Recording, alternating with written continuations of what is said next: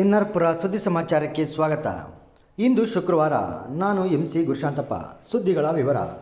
ಶ್ರೀ 1008 ಚಂದ್ರಪ್ರಭಾ ತೀರ್ಥಂಕರರು ಸಮ್ಮೇದ ಶಿಖರ್ಜಿಯ ಲಲಿತವರ ಕೂಟದಿಂದ ಮೋಕ್ಷ ಪಡೆದರು ಎಂದು ಅತಿಶಯ ಕ್ಷೇತ್ರ ಸಿಮ್ಮನಗದ್ದೆ ಬಸ್ತಿ ಮಠದ ಪೀಠಾಧಿಪತಿಗಳಾದ ಶ್ರೀಮದ್ ಅಭಿನವ ಲಕ್ಷ್ಮೀಸೇನ ಭಟ್ಟಾರಕ ಸ್ವಾಮೀಜಿಗಳು ತಿಳಿಸಿದರು.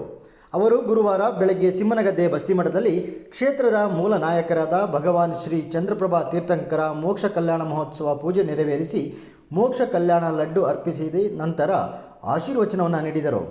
ಭಗವಂತನ ಗುಣಾತಿಶಯಗಳು ಪ್ರಪಂಚದ ಎಲ್ಲ ಜೀವಿಗಳಿಗೂ ದೊರೆಯುವಂತಾಗಲಿ ಎಂದು ಪೂಜೆ ನೆರವೇರಿಸುತ್ತಿದ್ದೇವೆ. ತೀರ್ಥಂಕರರಿಗೆ ಮೋಕ್ಷ ಪ್ರಾಪ್ತವಾದಾಗ ದೇಹ ಕರ್ಪೂರದಂತೆ ಆವಿಯಾಗುತ್ತದೆ. ಕೇವಲ ಕೂದಲು ಮತ್ತು ಉಗುರು ಮಾತ್ರ ಆ ಸ್ಥಳದಲ್ಲಿ ಉಳಿಯುತ್ತದೆ. ಅದನ್ನು ಅಗ್ನಿದೇವ ತನ್ನ ಕಿರೀಟದಿಂದ ಭಸ್ಮಗೊಳಿಸುತ್ತಾನೆ.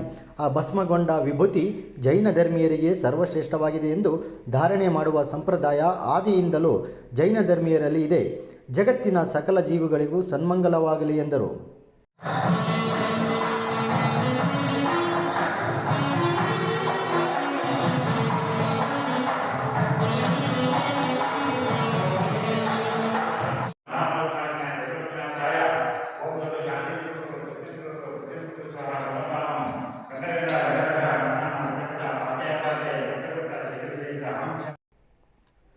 SSLC ವಿದ್ಯಾರ್ಥಿಗಳು ಗಾಬರಿ ಮಾಡಿಕೊಳ್ಳದೆ ತಾಳ್ಮೆಯಿಂದ ಪರೀಕ್ಷೆ ಬರೆದು ಉತ್ತಮ ಅಂಕ ಪಡೆದು ಶಾಲೆಗೆ ಹಾಗೂ ಪೋಷಕರಿಗೆ ಕೀರ್ತಿ ತರಬೇಕು ಎಂದು ಕರ್ನಾಟಕ ಪಬ್ಲಿಕ್ ಸ್ಕೂಲ್ನ SDMC ಕಾರ್ಯಾಧ್ಯಕ್ಷ ಲಕ್ಷ್ಮಣ್ ಶೆಟ್ಟಿ ಕರೆ ನೀಡಿದರು.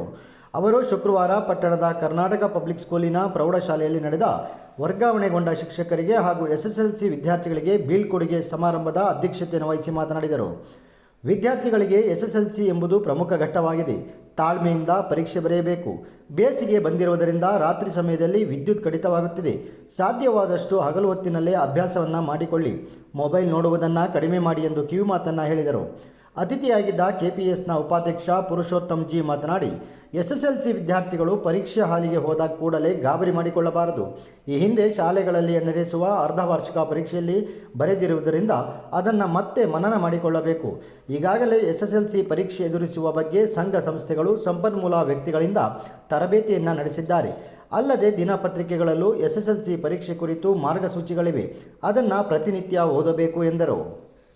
SDMC ಸದಸ್ಯ ಉದಯ ಮಾತನಾಡಿ, SSLC ಪರೀಕ್ಷೆ ಸಮೀಪಿಸುತ್ತಿದ್ದಂತೆ ಪೋಷಕರು ಒತ್ತಡ ಹಾಕುತ್ತಾರೆ. ವಿದ್ಯಾರ್ಥಿಗಳು ಬೇಗನೆ ಮಲಗಿ ಬೇಗನೆ ಏಳುವುದನ್ನು ಅಭ್ಯಾಸ ಮಾಡಿಕೊಳ್ಳಬೇಕು ಎಂದರು. ಸಭೆಯಲ್ಲಿ SDMC ಸದಸ್ಯರಾದ ಮೇಘನಾ, ಸಲೀಂ, ಶಿಕ್ಷಕ ವಿಜು ಇದ್ದರು. ಇದೇ ಸಂದರ್ಭದಲ್ಲಿ ವರ್ಗಾವಣೆಗೊಂಡ ಶಿಕ್ಷಕರಾದ ಕಿರಣ, ಮಾಲತಿ, ಶಂಷದಾ ಬೇಗಂ ಅವರನ್ನು ಆತ್ಮೀಯವಾಗಿ ಬೀಳ್ಕೊಡಲಾಯಿತು. ಅತಿಥಿ ಶಿಕ್ಷಕರಿಗೆ ನೆನಪಿನ ಕಾಣಿಕೆ ನೀಡಲಾಯಿತು. ವಾಗ್ದೇವಿ ಕಾರ್ಯಕ್ರಮವನ್ನು ನಿರೂಪಿಸಿದರು. ಬಾಳೆಹೊನ್ನೂರು ಶ್ರೀಮದ್ ರಂಭಾಪುರಿ ಪೀಠದಲ್ಲಿ ನರಸಿಂಹರಾಜಪುರ ತಾಲೂಕು ಪತ್ರಕರ್ತರ ಸಂಘದ ನೇತೃತ್ವದಲ್ಲಿ ಮಾರ್ಚ್ 11 ಮಂಗಳವಾರ ವಿಶೇಷ ಕೃಷಿ ಸಮ್ಮೇಳನ ಹಾಗೂ ಕಾಫಿ, ಅಡಿಕೆ ಬೆಳೆಗಾರರ ಚಿಂತನ ಮಂಥನ ಕಾರ್ಯಕ್ರಮ ಆಯೋಜಿಸಲಾಗಿದೆ ಎಂದು ಕೃಷಿ ಸಮ್ಮೇಳನದ ಸ್ವಾಗತ ಸಮಿತಿ ಅಧ್ಯಕ್ಷ ರವಿಚಂದ್ರ ತಿಳಿಸಿದರು. ಅವರು ಬಾಳೆಹೊನ್ನೂರು ಪಟ್ಟಣದ JC ವೃತ್ತದ ಗಣಪತಿ ದೇವಸ್ಥಾನದಲ್ಲಿ ಕೃಷಿ ಸಮ್ಮೇಳನದ ಆಹ್ವಾನ ಪತ್ರಿಕೆ ಹಾಗೂ ಬ್ಯಾನರ್ ಬಿಡುಗಡೆ ಮಾಡಿ ಮಾತನಾಡಿದರು. ಮಾರ್ಚ್ 11 ಬೆಳಗ್ಗೆ ರಂಭಾಪುರಿ ಮಠದ ಡಾಕ್ಟರ್ ವೀರ ಸೋಮೇಶ್ವರ ಜಗದ್ಗುರುಗಳ ಸಾನ್ನಿಧ್ಯದಲ್ಲಿ ಸಮ್ಮೇಳನ ಪ್ರಾರಂಭವಾಗಲಿದೆ. ಬಿಜೆಪಿ ರಾಜ್ಯಾಧ್ಯಕ್ಷ BY ವಿಜೇಂದ್ರ ಉದ್ಘಾಟಿಸಲಿದ್ದಾರೆ. ಜಿಲ್ಲಾ ಉಸ್ತುವಾರಿ ಸಚಿವ KJ ಜಾರ್ಜ್, ಶಾಸಕ TD ರಾಜೇಗೌಡ, ಆನಿವಾಸಿ ಭಾರತೀಯ ಉಪಾಧ್ಯಕ್ಷೆ ಡಾಕ್ಟರ್ ಆರತಿ ಕೃಷ್ಣ, ಮಾಜಿ ಸಚಿವ HD ರೇವಣ್ಣ ಮತ್ತಿತರರು ಪಾಲ್ಗೊಳ್ಳಲಿದ್ದಾರೆ. ಮಧ್ಯಾಹ್ನ 2 ಗಂಟೆಗೆ ಕಾಫಿ ಬೆಳೆಯ ಕುರಿತು ವಿಶೇಷ ಗೋಷ್ಠಿ ಉಪನ್ಯಾಸ ನಡೆಯಲಿದೆ. ಮಧ್ಯಾಹ್ನ 3 ಗಂಟೆಗೆ ಅಡಿಕೆ ಬೆಳೆ ಕುರಿತು ಗೋಷ್ಠಿ ನಡೆಯಲಿದೆ. ಸಂಜೆ 6:30ಕ್ಕೆ ಸಮಾರಂಭ ನಡೆಯಲಿದೆ ಎಂದು ತಿಳಿಸಿದರು.